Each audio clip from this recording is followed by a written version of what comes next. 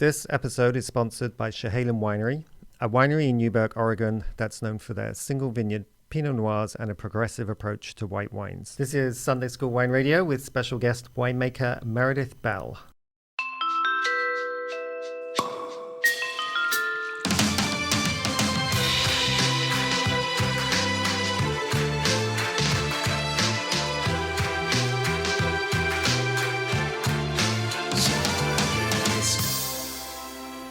Welcome, this is Sunday School Wine Radio with your hosts Mallory and me, Martin. This is the show bringing you the people and personalities who are stirring things up in the wine world of the Pacific Northwest. So on last week's show, we were talking to David Adelsheim about many things, but one of the things we're talking to him about is Chardonnay. And he was saying how Chardonnay. I feel like we've talked about Chardonnay a lot on the show. But I think we have actually. I was thinking as I was preparing this, and he was saying how it's come on in leaps and bounds, and Oregon is increasingly known for its Chardonnay. That's true. But I remember a few years ago, I was kind of fascinated because I came across this wine label that was just doing Chardonnay. Do you remember that? We found. Yeah, we got. Where did we find it? Maybe it was at Division Wines or something. Yeah. We were like, just Chardonnay. Yeah. What? Yeah. So we got kind of excited about that. And that label was called Statera. And since then, we've drunk some Statera and we've met some Statera people. Mm-hmm. Well, actually, there's two of them. And we have one of them here today, who's our guest, Meredith Bell. Welcome. Hi, thanks. So you co-own Statera with Luke. I do. Luke Wild. Luke Wild. Yes. Correct. And how long's that been going? Since 2014. So we're on like vintage 7 or 8, if I can count. Yeah. Yeah. Hot minute. Yeah. So the question is going to be, why Chardonnay? Mm-hmm. What's the big deal about that? And why are you into it? Yeah. Well, when you start a small business and you don't know what you're doing, our thought was like, well, we just make something that we love, that we're excited about. Because I don't know how to market, but I know what I want. And I know what like some people in my community and friends and peers want, and went, what do I like to drink? And for me, it's pretty much white wine. Mm-hmm. I do drink red wine, of course. But predominantly it's white wine. And as y'all know, Chardonnay is queen bee in white wine world. One for its versatility, one for its kind of depth and seriousness. But Chardonnay is really, really broad, obviously, in where it can grow. It grows from like Chablis to Napa Valley, and like those are dramatically different climates and everything in between. And then you can do everything with it. You know, you can make orange wine, you can make still wine, you can make sparkling wine, you can go in between. It's really versatile in the styles that you're able to produce serious and interesting wine with. And so we went like, I think we could do this thing and have a focus, but still have enough breadth and space to like have many, many different wines and place to play and explore. And really my personal love of Chardonnay came when I worked in Burgundy in 2012. And I thought I was going to Burgundy to like learn about Pinot Noir because I grew up in this area outside of Portland and I wanted to come home and make wine here. And this is Pinot Noir country. So I went to Burgundy with the intention of learning about Pinot, and it was there working in the cellar. And I went like, I'm not going to use that word. Screw Pinot Noir. I'm like, this Chardonnay is what's way more exciting. As someone who didn't come to wine through restaurants and stuff, I don't have access to Burgundy financially. Yeah. But being in Burgundy, when you can go barrel taste, you can taste all kinds of stuff. And so really it was, for me personally, the love of Chardonnay started in Burgundy. And I didn't know why I was there, but yeah. That's why I was there. So when you started or decided to start this in Oregon, I mean, there was obviously Chardonnay around in 2014 and good Chardonnay. Sure. But were you thinking, okay, this is a great spot for making Chardonnay, or it's like we got to find some good places, or? Both.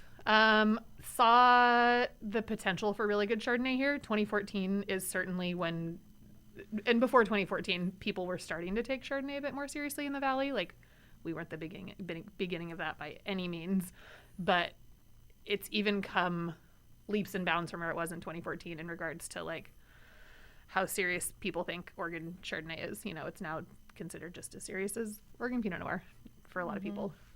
And so our original intent with Chardonnay was to try to explore the like terroir space of Chardonnay in Oregon. That was like in 2014 when we started. The way that our idea was to accomplish this was to find super unique and different vineyards, vinify them in the exact same way, and bottle them all as single vineyards, and like hope that they're all super different.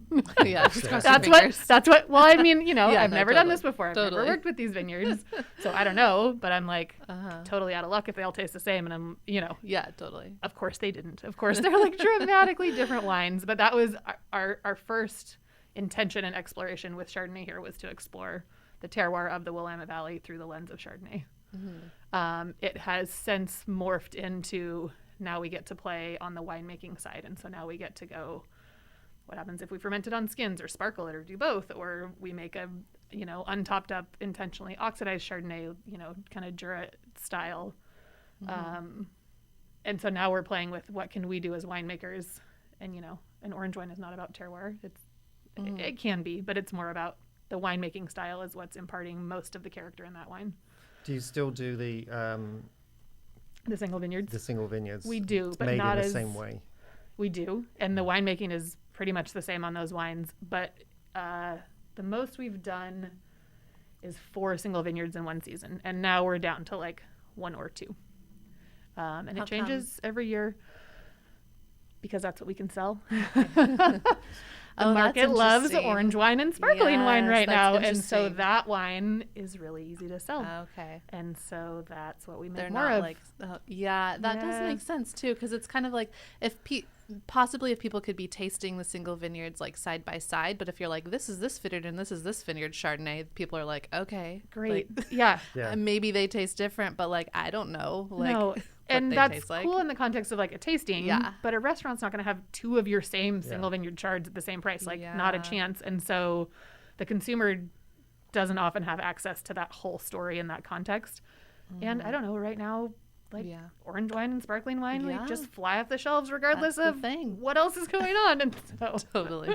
I wish that wasn't the answer, but that is. But yeah, business, you know, Yeah. running a business. Yeah. I I mean, have to make wine, I have to sell it.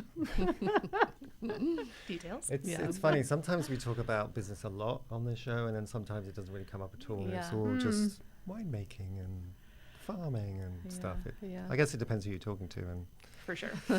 what their bank account is like. We don't normally ask that, actually. Maybe we should start don't. asking Tell that. us about your bank No, account. I like it. I Yeah. like it when it comes up either naturally or it doesn't come up. It tells us the other side of the story. You know? Yeah. One of the things about Chardonnay, I think, probably that you're alluding to, is it's very versatile. There's a lot you can do with it, which is why I think winemakers like it, because, yeah, it's kind of almost like a blank canvas that you can do anything to, which is why 100%. you get different styles of it. Yep. It's neutral. It really is. It's very neutral, and that's the same as a blank slate. And so, which is why it shows place really well, because the place kind of shines through this emptiness almost. Not emptiness isn't the right word. And that's Sorry, finish your thought. no, go ahead. Are I you lost still it. are you still having fun with it after what is it, 7 years? Or Oh, do you yeah. feel like you get bored? Like, Oh, okay, no. it's just Chardonnay. Now again, it's like, no? okay, what like now I have to really dig deep to be creative. Like, what Oh, else yeah. can we do that we haven't thought about, or what? Because when you're really narrowed down to one grape and like you know that grape really well, then it's like, okay, what You can go deep. you can go deep on it. It's way, you know, if you're starting with 30 different grapes, Yeah. then those possibilities are different. But so then like what's different is like the wine making technique, like very specifically. So this year we're going to actually for the first time do some like co-ferments and maybe blends, which we've never done. It's always been 100% pure Chardonnay. So they will still be majority Chardonnay, but we're going to like, Okay. See what Yeah. Chardonnay does when it's like teamed up with somebody. yep. Cute. What's been your favorite of all those styles and or even single vineyards? What's been your favorite like I mean, maybe not favorite wine, though I'm curious, or favorite Yeah. wine that you've made, but favorite like experience, you know, winemaking. Yeah. The intentionally oxidized, like, i.e. untopped up wine is amazing. The like Jura style. Yeah, and the evolution is like really incredible to watch. And it actually started out as an accident, like most things in life. Totally. We had a barrel of wine. It's all we got from this vineyard this year that was so reduced. Its whole life. Like, I'm not joking. The joke in the winery, if you took that, like, the bung out and smelled it, everyone was like, "What's with the vomit in the barrel?" Like, it was just, it smelled so bad, and we're like, we're gonna have to throw this away. And, you know, conventional winemakers were just like, throw copper at it, and Yeah. that's not how we're rolling. So we, like, you know, try to rack in, add air, and stir it, and do the, like, couple things, tools we have. Nothing's happening. So we're like, well, if it's reduced, then the answer to that, the inverse, is it needs oxygen. So we're like, we just won't top it up, and we'll see how it goes. Because right now that wine is going down the drain. Yeah, totally. What do you got to lose? Yeah. And so it actually, like, a year later, when it was like the falling harvest, it was still a bit reduced. I don't know. And then harvest comes, and then you forget about it because, like, nothing else happens Yeah, during totally. harvest. And then a couple of months later, after harvest, when we're like tasting through, because all of our Chardonnays are over vintage, other than sparkling, but and we went like, oh my gosh, the reduction's gone.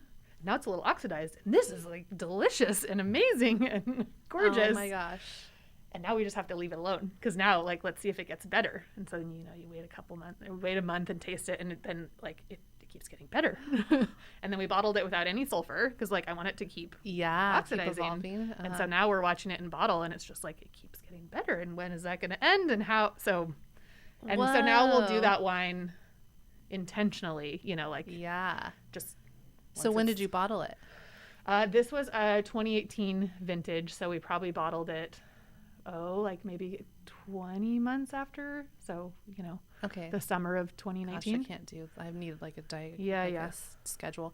Oh, it's 2019. So is that a wine that's on the market at all, or is it just something you're still holding on to? No, it's on the market Oh, it and is now it? gone, of course. Oh, and now it's gone. Oh, okay. Well, I should have just asked that originally. But the 2019 version of it is still in barrel, Okay. So there, and it is more on continuing. deck. And we're like, it's not oxidized enough yet. Like, just it's Okay. time to wait. Like, not yet. And so when we feel like we're happy with it, you know, like where where we're happy with it, then we'll put it to bottle, and then that one will become So available. fun. But I don't know when that is, because Yeah. Of all I know course. is right It's now just it's doing not its thing. oxidized enough. So we'll see what it tastes like after harvest. Yeah. Yeah. What was the feedback on that wine from consumers, or It was like did you? dramatically different, where some people are like, this is ridiculous, oxygen's a flaw, why would you do this, you're really stupid, to other people going like, this is the most gorgeous thing, I've never seen this Oh in the my United gosh, States. that's so funny. You're like, you're my people. And then you very quickly make your friends and enemies. Yeah, and that's fine. Which Like, is great. that- You I want the mean, people who love it, Yeah. not Yeah, the, that are excited weed by the other that. people out. It's fine. They Yeah. can go somewhere Yeah. else. You don't. Right? then this wine's not for you. That's Yeah. cool. I make Yeah. other unoxidized wines if you want to try them, but if it's not your deal, Totally. like, it's all good. yeah. Can't be Save friends more, with more everyone. for everyone else. Yeah, Can't be friends with everybody. Martin knows that real well. Yeah. don't want to be. Yeah, exactly. Don't want to be. So I want just going back a little bit on the Meredith story, because apparently you decided to be a winemaker when you were in Mauritania. I did. So how does that work out? Because Sounds made they don't even No. drink there, do they? They don't. Yeah. No, they don't. So Mauritania is an Islamic republic in the northwestern corner of Africa. I signed up to be a Peace Corps volunteer after finishing undergrad, and I asked to go to Africa, but I was picturing like jungle Africa Didn't in my clarify. head. You don't get to choose. Yeah. But I had like taken French in high school, so I was like, oh yeah, this applies. You know, I'll go to I go to West Africa, and they sent me to the Sahara Desert, like Mauritania. I'd never heard of it before I got my sheet that was like, this is where you're gonna go live for 2 years, and I was like, oh, where's that? And I don't think many people have heard of Mauritania, but it is like proper Sahara Desert, Oh my gosh. and it is an Islamic republic, meaning Islam is law, meaning alcohol is illegal. And so it was in Mauritania, actually, that I kind of recognized the value that wine had in my life, because as a college student, you're like, yeah, it's a thing and it's fun, but it was never something for serious, you know? Yeah. And then when you go without something, I went like, oh, that like, maybe that was more serious than I was giving it credit for. And like, I miss it more than I thought I did. And it's not just the drinking component of it, it's the wine component, the thinking about it and learning about it and just having access to it. And I, before being a Peace Corps volunteer, didn't even think that it would be a possibility that you would live somewhere where you couldn't just go get a glass of wine or a beer or any drop of alcohol ever. And so I had never imagined living in that kind of space, let alone for an extended period of time. And so it was really there that I was just able to think about wine in a different way without it, and went like, maybe I should think about it. And I studied biochem in undergrad, didn't know what I wanted to do after Peace Corps, and went like, maybe I should go work at Harvest and like see, I don't know, let's go see. Go the opposite direction. The opposite direction. Like this is a space where I could use my educational background and apply it to something that's not medicine, which is what most people do with these types of degrees, which was very not interesting to me. And so I worked at Harvest for retired biochemists. It was great. Oh, that's in Elkton, Oregon. So tiny little, 3 hours south of here, and loved it. It was great. It was amazing. But it was in Mauritania that I had that idea, at least, that like, oh, this could be a job and this means something to me. Yeah. Yeah. What was your relationship with wine though before you went to Mauritania? You grew up around here, you said. I did. Did you grow up? I mean, there's wine around here. Sure. But like, were you part of a winemaking family?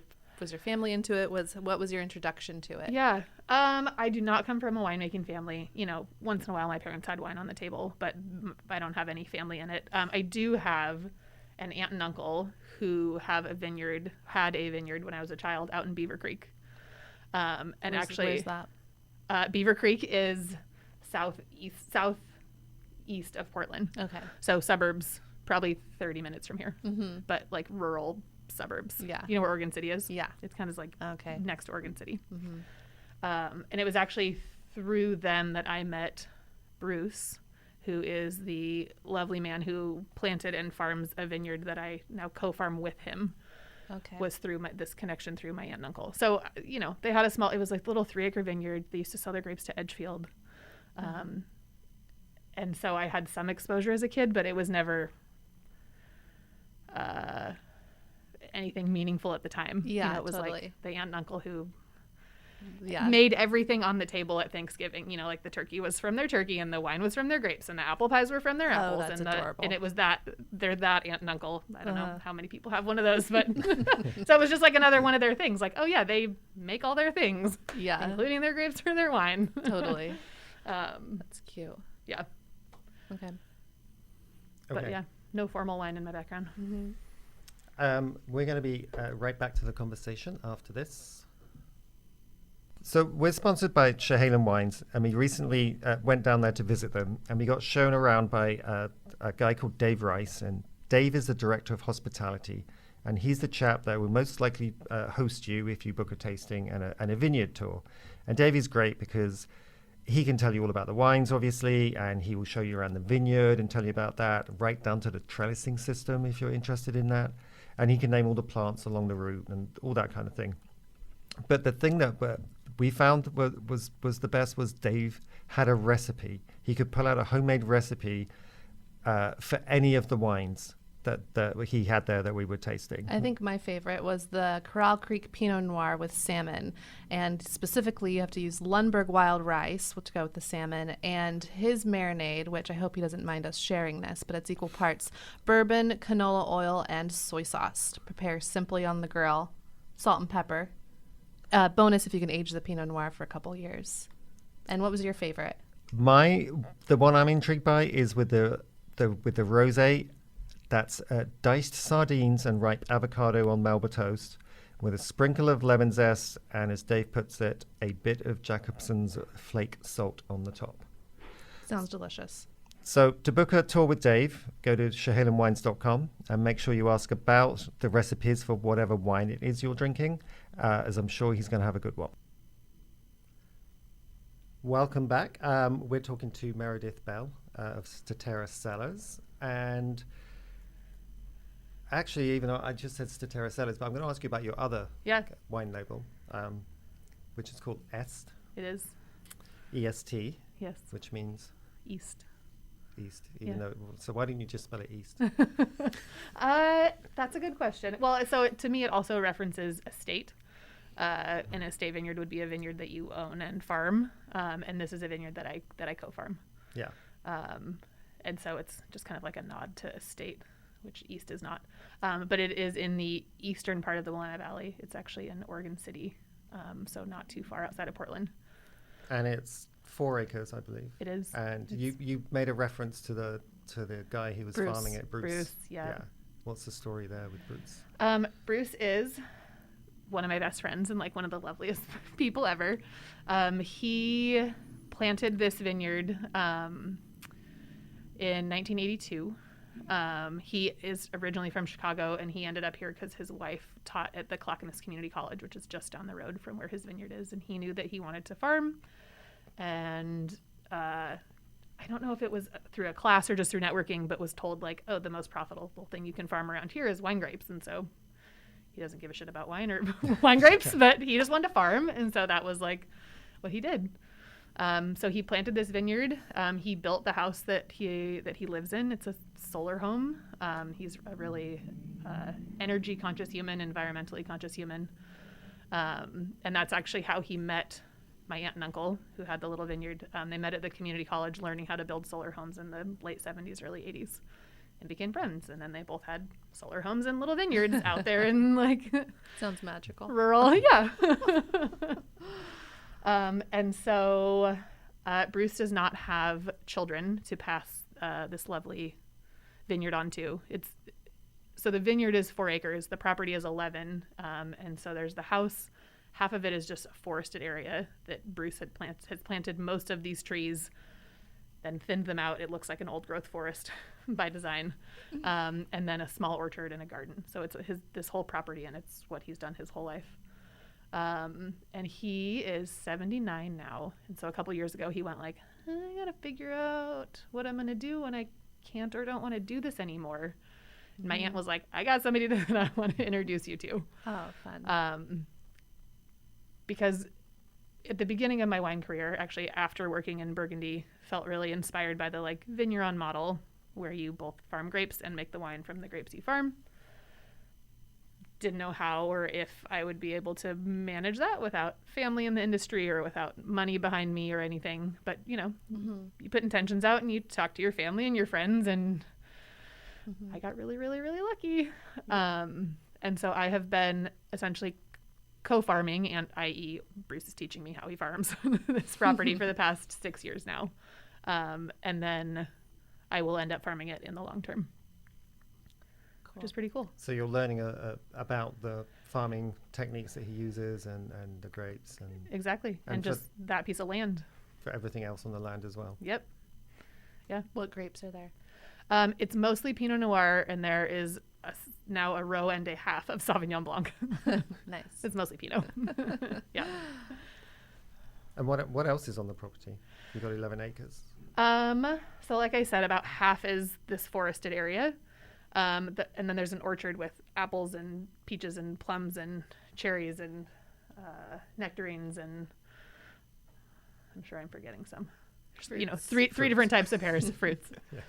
And then there's a massive garden, vegetables, and, you know, and You don't need to flowers. list them off, yeah. And then this like little solar home, and he built this small little winery, like home winemaker size winery, like, you know, Yeah. not even a 1-car garage, because he used to sometimes make a little bit of wine for himself from his grapes. And that's it. It's 11 acres. It's just a little, you know, little slice. So what's my question is like, what's he teaching you about growing grapes? Is it like obvious stuff, or is there like things like, oh, I never thought of that kind of thing, or like the secrets, that kind of thing? Secrets. It's both. So, you know, there's pretty basic things in grape farming about like the things you do the time of year, you know, like when the grapes first, once you have bud break, then you take all the seconds off. So just the primary shoots turn into your shoots. And then you know, if on a vertical shoot positioning trellis, you train the vines to go up and how to do that. But what Bruce teaches me is one, like his method in doing that. He is a highly meticulous human. He really likes things orderly. And so he spends a lot of time and detail in all the work that he does. His off-season hobby is woodworking. You know, he built this house and he built the furniture in the house. And right now he's building a violin so that he can practice for when he builds his cello. So he's like a very meticulous, very exacting human. And so he teaches me how to take that perspective into farming grapes. And because it's only 4 acres, he's allowed the time to do that. You know, like you couldn't farm 20 acres or 60 or 100 with this level of detail, but it's small. And he actually even has a family that helps him because it's even more work in the season than 1 or 2 people can do. So he teaches me that, which is really valuable. And there's not a lot of people with that perspective and or patience and time that I run into anyways. And then he teaches me logistical stuff. Like he teaches me how to like change the transmission fluid on the tractor because he's had that tractor for 40 years. And the reason he's had it for so long is because he maintains it. Yeah. And so he shows me like, this is his log and how many, and like all those little logistical things that I definitely don't know how to do. I am not a mechanic, not know how to change the transmission on a tractor. Yeah. Still not now, but you know, it's the kind of thing you do like once every couple of years. Yeah. So he showed it to me once, but if I had to do it by myself, I'd be calling someone to do it for me. You need to make YouTube like, or not, you don't have to put it on YouTube, but videos so that you can like go back and watch, Bruce's lessons throughout the years. Yes. I'm sure on YouTube there are all those things. That's like, true, this is how you change oil, but not his Bruce. Tractor and his detail and organization. Yeah. Does he have any kind of, is it farming philosophy or anything? Is it organic or anything like that? Or is it just the way he does it? It is not organic. It is a tough conversation between Bruce and I, and has been for a long, long time, because he wants it to look really nice. He has 0 tolerance for powdery mildew. If he sees a spot of mildew, he will be very anxious. And if you are going to farm organically in the Willamette Valley, you will probably have a small amount of mildew, and you have to be okay with that. And so on the other hand, though, this is a human that built a solar home because he was so anxious about his energy consumption and the environmental impacts of using energy off the grid. And so we all have our biases and perspectives and things that our own perspective. And so no, so he's not organic, and he knows that when I farm it myself that it will be organic. And as we kind of make that transition, so he actually, before I met him, was using Roundup, because in his brain, those really nice lines that Roundup makes look nice. Yeah. Because they're neat and orderly. Where I see that and I'm like, that looks like death. How, it's you know, neat and orderly. Yeah. And so that was my fight with him. I'm like, okay, if you don't want to compromise on mildew, because First to Terra, we only source fruit from organic farmers, and we have farmers that drop 20% of their crop in a year. Just put that money on the ground because it has mildew on it. And they're okay to do that because they really believe that organic farming, 1, is better for the environment, and 2, makes higher quality fruit. And so they're willing to take those losses. But not everyone, I mean, some people think that's really dumb. It's also, I mean, can be wasteful. It takes just as much energy to farm a vineyard, whether you pull off, 3 tons to the acre or 2 tons to the acre. That tractor still passes and uses the same amount of diesel and compacts the soil the exact same amount, regardless of how much fruit you pull off. And so if you're letting, a bunch of it fall on the ground, that's wasteful. Totally. And so just like every issue, it's not a black and white, simple, straightforward answer. So we go round and round and back and forth, but the Roundup is gone. That was a fight that I really dug my heels in on. You know, this is a vineyard that he planted that he has now farmed for longer than I have been alive. And so I also feel like I need to just respect him and his wishes and not push my perspective onto him. When it's my turn to do it myself, then I can do it exactly how I want. But while it's still his and ours and whatever that space is in between, like, I don't try to push too hard. Yeah. You know, this is his life's work, and I don't need to disrespect him by telling him that, like, I know better than he does. Oh, totally. And so it's the, you know, I do share my perspective, but I don't push. Yeah. And then I do try to share, like, oh, I'm missing out on this opportunity because you're not organic. I'm just saying, you know?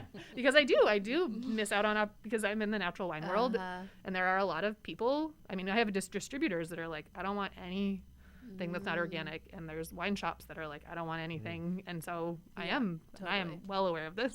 Yeah, totally. There's the business side of it. Yep. What do you enjoy more, the farming or the winemaking? Oh, or is that might be too black and white of a question, but I like both. The piece I like about the farming is that you're outside all the time, which is like, I don't know, and I just like plants in general. And so I like the outside doing the plant thing when it comes to farming. I also really don't love heat though, and so when it's hot now in Oregon. No, it's really gross. It's even hot today. I know. And so I don't love that piece of it, but yeah, it's like you can't have one and without farming, the like, other. you need the sun. Yeah, I know. You can't be outside and not be in the weather. Yeah. And the winemaking, there's more space for creativity, I think, in the winemaking, where I can just like play and tinker. Although both farming and winemaking work on an incredibly slow time scale, you can at least in winemaking see things within one season. You know, so I can see if I have a reduced barrel of wine and I don't top it up, I can find out that year what happens to that barrel. Farming, just because it's nature, you know, like you put compost on and you're like, well, it's going to take years and to maybe see that effect. Because one of the philosophies that Bruce and I absolutely agree on is no-till. And so if you're not going to till compost in, then it's going to take you years to maybe see it. Where with winemaking, although it could take you a whole year to see it, that still is like it's still shorter than like several years. seasons. And so of course there's lots of creativity in farming when you're like, I have this problem. It's not a simple like run a test and see what my deficiency is and add that. That's not how life works. Totally. It's not how your health works, where you're like, I'm sick and I just like need vitamin C. You know, Totally. it's not Done. it's not that simple. And so you have to be creative and like do trials and problem solve. But it's slow. Yeah. It's a slow. Yeah. So, do you prefer winemaking on your own or with someone else? Oh, both. So Is that the diplomatic answer? No, I can tell you why. You can hurt Luke's feelings. It's Yeah. fine. When you do things yourself, they're done exactly how you want them to be done. And when you do things with someone else, like, you have to compromise and meet in the middle. And so I am a kind of anxious person, and I want things done orderly and in a very specific way. You know, my goal is really to make the highest quality wine that I know how to. And so that means not cutting corners, you know, and sometimes you don't ever know if it's like overkill or what you're doing actually matters, or if you're just like really overdoing it on the whatever it is, cleaning, or, you know. Yeah. I'm like, we need to steam this barrel for 20 minutes. And they're like, well, technically 3 minutes is fine. I'm like, no, 20. I gotta make sure, you know. But when you do it yourself, you can like feed your own neuroses about like what makes you feel like it's done how you want. But when you have someone else, you have someone to bounce ideas off of. And that's what's really nice about making wine with someone else, of going like, help me solve this problem. Here's what I'm thinking. Do you have any thoughts? And often they do. And so having another brain, and even just like, you guys know, running a small business is a lot of work. So having another human that helps you with all those little tiny details that take 14 times longer than they should. Exactly. to just share the burden of the work of a small business. And that's true in the winemaking also, like to just have someone to share the like in the physical work of it is nice. So both. You've also got someone else to blame. For sure. Yeah. Oh yeah, all my winemaking is perfect, and Luke's is the only one When it goes wrong, yeah. it's all him. Yeah. If there's a VA bottle, like Luke made that one for sure. Yeah, what was he thinking? 100%. So what are you thinking for the future? You've obviously got the vineyard that's will be in your hands maybe at some point, and carrying on with Statera as is. Or? Yeah. I think the goal. So Luke and I both have jobs and or responsibilities outside of our small business, and we would both really love to grow it to a space where it could be our primary source of income and workload. But we built this with a very small amount of money and then a silly Kickstarter campaign. And without investors and without loans. And so like, it's just a slow way to do a business. And so we'd like to like grow it to the point where it can like, support our families essentially. And I think we're getting there. You get, at least in wine, you kind of get to a point where you're like, all of us, like nobody knows about you. And then all of a sudden you're like, okay, something clicked, and it's just like time. Totally. I think it's just like enough time has passed. And so we just recently, in the last year or two, kind of got to that space where we're like, before the thing holding us back was like making sure we sold out of our wine, and now we're selling out of all of our wine. And so it's like, how do we shuffle finances to grow as fast as we can, but still make sure that the cycle is happening appropriately, Totally. Yeah. It's like there's always a problem to solve. It's the one step up, it's like. Yep. Yep. And there's nothing like a cash flow problem. No, there's not.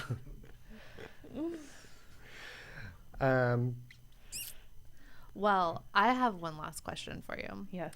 Is there anything that you would want to talk about that has to do with wine or winemaking that no one ever asks you? Oh, that's a good question.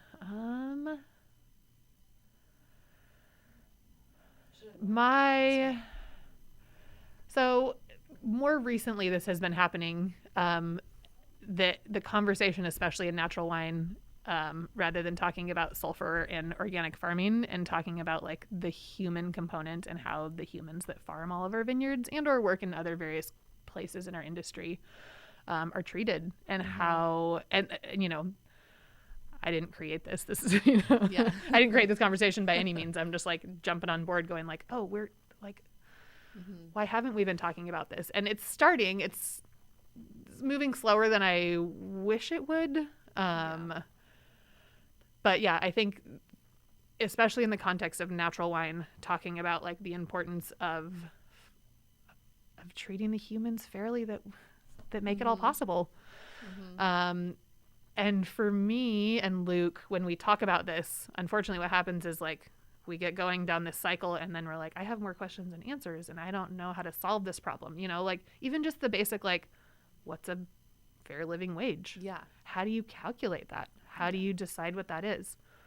Because like, you could go, oh, it's $15 an hour. And like for anyone who's lived off of $15 an hour, that's not a living wage. Totally. But if I put my foot in the sand and said, I'm not buying grapes from anybody unless they pay their vineyard workers $20 an hour, I would have exactly 0 grapes to buy. Totally. And so then what? So then I just go like throw my hands up in the air and say like, oh, well, that's not what anybody does. Move on, which is kind of like, cause Yeah. But like, so what if, so I have way more questions than answers. I don't know how to solve the problem, but I think we should be having those conversations more. I think just via having the conversations is important. Realize that everyone's kind of like in between that same rock and a hard place. Like, how do we do this thing? Well, but and still be doing the thing. Like, yes, it all. Yeah. But I like even just starting the conversation. So like we started this past year by going, we're going to ask all of the people that we source fruit from what their vineyard workers are paid. And I would say about half of these vineyard owners had no idea, because they pay a vineyard manager, and the vineyard manager pays a contractor, and the contractor pays the laborers. And so there's 4 people in between. And so they're like, well, I know what I pay my vineyard manager. And you're like, well, how much of it's getting and it had never even occurred to them. And I had some people push back and go like, that's not appropriate for you to ask or for me to ask. And I was like, well, you need to ask it for me, or I'll ask your vineyard manager. What do you mean it's not appropriate? And he's like, that's their business. That's how they run your business. Would you ask anyone else what they pay your employees? And I'm like, I care because I'm buying your grapes and I want, how do you not care? Of course, I mean, you want us to, oh, that's really interesting. And so even just starting there, do you know what they're paid? Let alone the murkiness of like what's fair and what's right and what's decent, but just even to consider that's what they're earning and the conditions. Oh my gosh. And that's where we're at, like even just considering right now. So yeah, no, that's a good one. Yeah. That's true. Like, made a start. Conversation needs to be had more Yeah. often. Okay. We better wrap it up because, Okay. as usual, we've run out of time. Can folks come and see you at Statera, or what should they do? Should they just? What should they do? How do they find us? Or, yeah, how do they? So right now our wine is currently made at Abbey Road Farm. And so a few of our wines are always offered in their tasting room. But if people want to taste just our wines and or with Luke or I, then they should just email us, and it's our contact info is on our website, Which is stateracellars.com. Really tricky. Stateracellars.com. Yeah. And what about Est? Same thing. Same thing. Yeah. Go via through Statera Cellars. Yep. You can either Google Est Wines and Small hopefully you can business. find my website and or it is linked also to the Statera website. You're not going to get lost. It's not going to go to the email's not going to go to somebody who's like, we don't deal with Est. We only deal with Statera. Yeah. It's That's either the Luke other or I. leg of the company. And then Luke has his own label called Larry's. And so also via Statera and or larryswines.com, you can find his stuff also. It sounds much more complicated than it is. Yes, it does. Stateracellars.com. Yep. I just think with one email you can get so much done. You can just hook up so many things. That's right. It's great. Okay, Meredith, thank you so much. Appreciate it. Thanks for your time. Yeah, Yeah. that was great. And thank you for listening. This was Sunday School Wine Radio. Go to sundayschoolwine.com to find out about our membership and the wine classes we have coming up. And until next time, bye.